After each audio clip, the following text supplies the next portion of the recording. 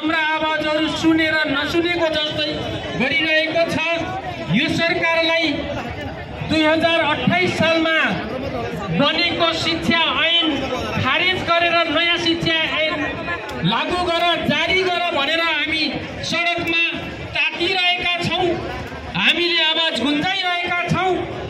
यति पुरानो शैक्षिक ऐन, शिक्षा ऐन जसले नेपालमा दक्ष जनशक्ति निर्माण गर्न सक्दैन, उत्पादन गर्न सक्दैन, त्यस्तो खालको पुरानो शिक्षा ऐनलाई खारेज गरेर नयाँ शिक्षा ऐन लागू गर्नका निमित्त, जारी गर्नका निमित्त हामीले आह्वान गरिरहेका छौँ।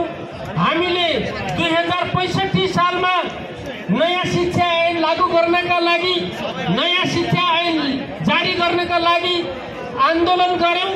सरकारसँग सम्झौता भयो। 2075 सालमा फेरि अर्को सरकारसँग सम्झौता भयो। 2078 सालमा अर्को सम्झौता भयो। 2080 सालमा फेरि अर्को सम्झौता भयो। हामी सम्झौतामा अल्मलिएको अल्मेल्दै यो देशमा राज्य गर्ने सञ्चालकहरूले नेपालका तमाम शिक्षक कर्मचारीहरूलाई, नेपालका तमाम विद्यार्थीहरूलाई, लाखौं लाख विद्यार्थीहरूलाई एउटा जुझारु खालको प्रगतिशील शिक्षा ऐन दिन्छौँ भनेर ढाँटिरह्यो। यसरी हामी सम्झौतामा अल्मलिँदैनौँ। यो हाम्रो अन्तिम लडाईँ हो। हामी शान्तिपूर्ण लडाईँमा छौँ।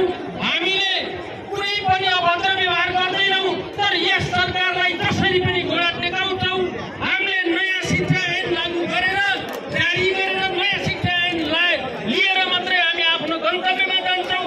नेपाल सरकारसँग मैले आह्वान गर्न चाहन्छु, हामी तमाम शिक्षक र विद्यार्थीहरूलाई, तमाम शिक्षक र कर्मचारीहरूलाई खुसी मनका साथ विद्यालयमा फर्कने वातावरण बनाइदेऊ, नयाँ शिक्षा ऐन जारी गरिदेऊ, हाम्रा कुरा सुन्दै होस्। यही आह्वान गर्दै मेरो आफ्नो छोटो मन्तव्य यही अन्त गर्दछु। हस्, धन्यवाद, नमस्कार।